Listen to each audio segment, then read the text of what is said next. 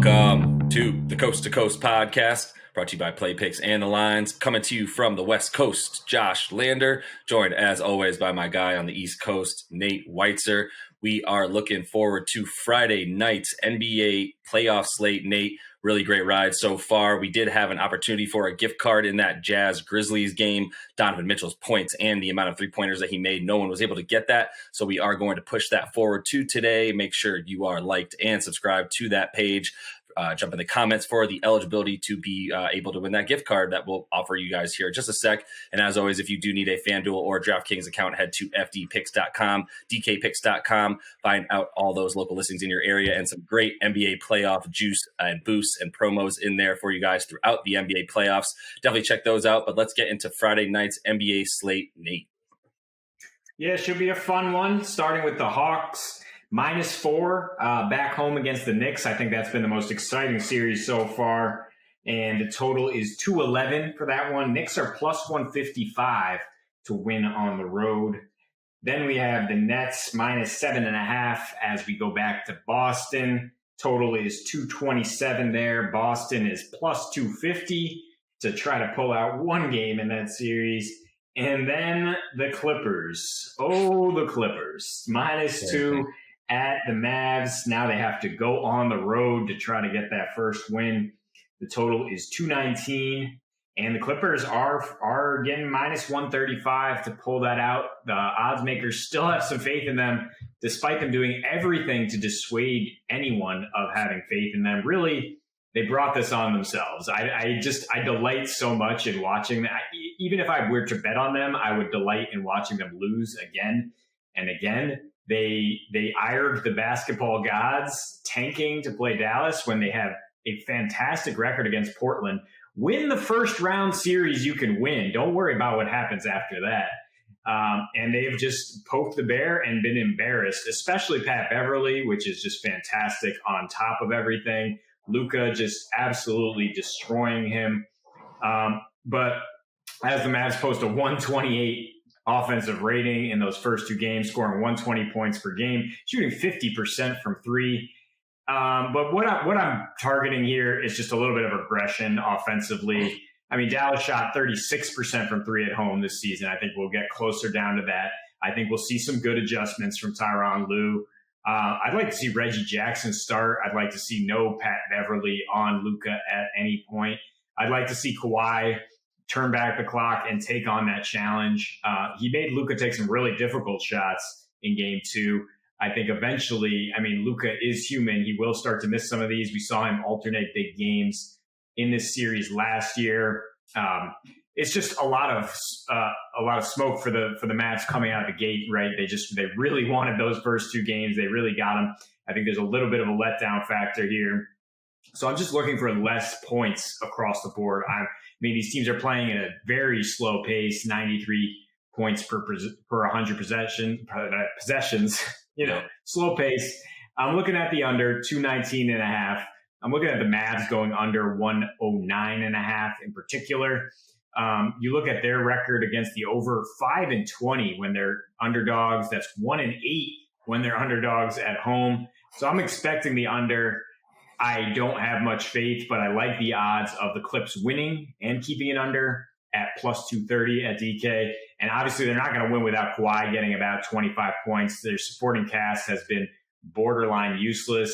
So Kawhi 25 plus in a win, +125 at FanDuel. I feel a lot better about that than the money line, which is strangely still minus for the Clippers. Yeah. Hindsight seems 2020, but I think, there is a little bit of like you said, there's some karma going on here, whether you believe it in or not. At the end of the day, that just seems to be how it is. Murphy's Law, whatever it is, like they blew it by, trying to play that, play with the seeding, make sure they got the Mavs and Luka, who's, a bona fide superstar in his, third season in the league, and only getting better. So, I don't know what the thought process was there. Kawhi's doing what Kawhi does. He had 41 last game. Like you said, there's no supporting help. And really, look, the intangibles have to come up in this way where there's no sort of central focused leader for the Clippers. It was never Kawhi when he was even on the Raptors, right? It was still Kyle Lowry, and there's zero equivalent to Kyle Lowry on this team, especially as Pat Bev's confidence continues to wane because, as Luka put it, he is too little to be able to guard Luka. So,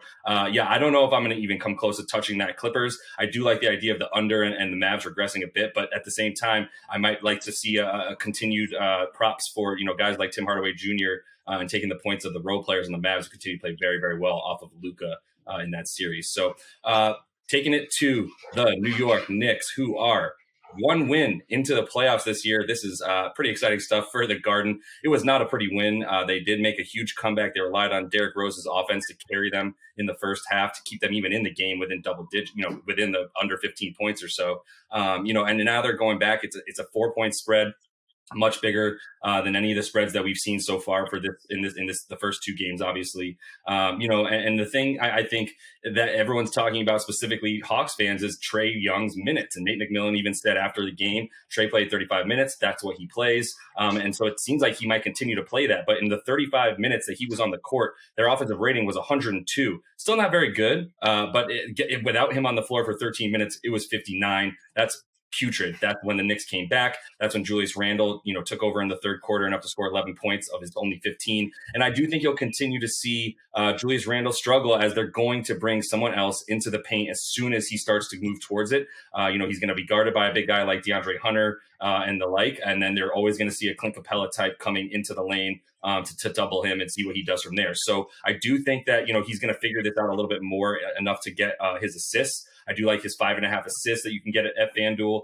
Take the over there. I do like his 9.5 rebounds. He's already had at least 12 in both games in this series. So, 9.5 boards. Love that over as well. I'm not touching his points. 24.5. If anything, I would continue to take the under. I do think you'll continue to see him struggle. The Hawks, they do what they do mostly at home. To be honest, they seem to be a lot better this year, especially now that they've got all their role players there. So, like I said, I'm eyeing mostly.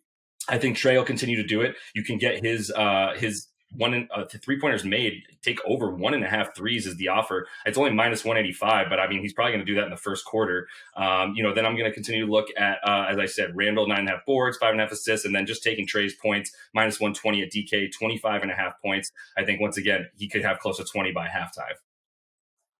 Yeah, it's really Trae. Trae is the only one who seems to be rising to the occasion for Atlanta. I'm not saying that guys like John Collins and Clint Capella aren't capable, but this is just not the matchup for them, right? I mean, Capella was scoreless into the fourth. Collins finished scoreless. The Knicks are just so tough down low. As a Tom Thibodeau team always is, they allow the second fewest paint points on the road. I'm looking at just targeting that John Collins, extraneous thing where he's just going under 13.5 points. I think absolutely he'll go under there. Yeah. And just looking at unders across the board, again, the Hawks going under 107.5. This is playoff basketball. It's going to be really slow paced. The Knicks are really going to make this a black and blue series, and that's the way they're going to try to win on the road here. Yeah, the only thing I will say, too, one, John Collins played 14.5 minutes in the last game. You think he's going to get over 14 points in this game? Doubtful. But the other two guys I did want to talk about that aren't Trae Young, just briefly, is Bogdan and DeAndre Hunter. They did both come to play in game 2, and I think if you can continue to see their point totals at 17 points or less, I would take the over on both of those guys. Mm-hmm. And finally, we get to the Nets and Celtics. I mean, can you win a game on pride alone, Josh? Can you summon the ghosts of Celtics past? I don't think so, but what I do expect, I kind of see this game playing out in a pretty predictable narrative where the Celtics, they come out and they're like, oh, okay, yeah, they play well at home. Yeah, they're feeding off the Garden crowd, such as it is. And it's kind of close at half, and then the Nets just take their heart, and then game 4 isn't even close. By the way, you can still get minus 150 on a sweep at FanDuel. You just predict that the series will only last 4 games. But yeah, the Nets are they have the best basketball player in the world, and in supporting cast, they have 2 of the top 10. I don't think, at least offensively, anyone argue that. And the Celtics just particularly don't match up well against the Nets defense, which has a nice 103 defensive rating in this series so far. As I mentioned, Durant, pretty good job on Tatum. Kemba Walker can't get anywhere against a really switchable defense with them starting Blake Griffin. I just don't trust the Celtics at all. And at home, their defense has just been putrid recently. After the All-Star break, they were dead last in three-point percentage allowed. That can help you look at some props for Joe Harris to go over 2.5 threes. He just hit 7 in game 2. KD went 2 for 2 from 3 in game 2. Didn't have to do anything else. Yep. But he took 8 in game 1 when it was a little closer. I think he gets over 2.5 threes, and that's some juicy plus 150 odds there. And Blake Griffin, as I mentioned, getting plenty of run, facilitating to those shooters. He had 4 assists in both of the previous 2 games. I like him to go over 2.5 assists in this one. And if you want to trust that narrative, Celtics plus 4.5 at the half. Yeah, I mean, you got to be a pretty diehard fan to take that. And I would consider, though, taking the Nets to win by single digits in this one. Game 3 being the closest. You can get plus 175 on that. Maybe the Celtics put up a fight tonight. Maybe. I would say the likelihood that we're on the verge of 1-2-3 Cancun in Boston is going to be it's an imminent arrival of that cheer for this team. And the only thing I would say, I'm not going to touch that 4-point first half spread. I would say, if anything, the first quarter will tell you all you need to know. We'll see if this game is close at the end of the first. There was a 16-point lead in the first 6 minutes of the game in game 2 there. And I think, if that's the case again, this might as well be you can count this game as whether or not they sweep. I would grab that minus 150 right now and put a decent amount on it, because if game 3 ends, in the Nets' favor, I don't think we'll see anything.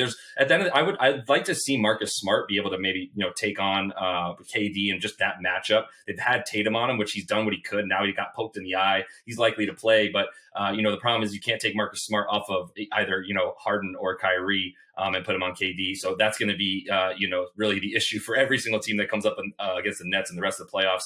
But I think we can sum this up with Nets very, very good, Celtics not so good. And that is going to be the subject of our gift card prop here. Make sure you are liked and subscribed to the page to be eligible to jump in the comments and tell us the total points of the big 3 on the Brooklyn Nets. No, not Blake Griffin, Landry Shamet, and Joe Harris. We're obviously talking about Kyrie, James Harden, and Kevin Durant. Give us those 3 combined point total in this game 3 blowout. I mean, game 3 against the Celtics, and you'd be eligible to win that gift card. That is all the time that we have for today, you guys. Thanks for joining us. We'll continue to be back with actual Saturday and Sunday videos for you guys. Make sure you do jump into those comments, like and subscribe to the page. And as always, for this weekend and Friday night, happy betting.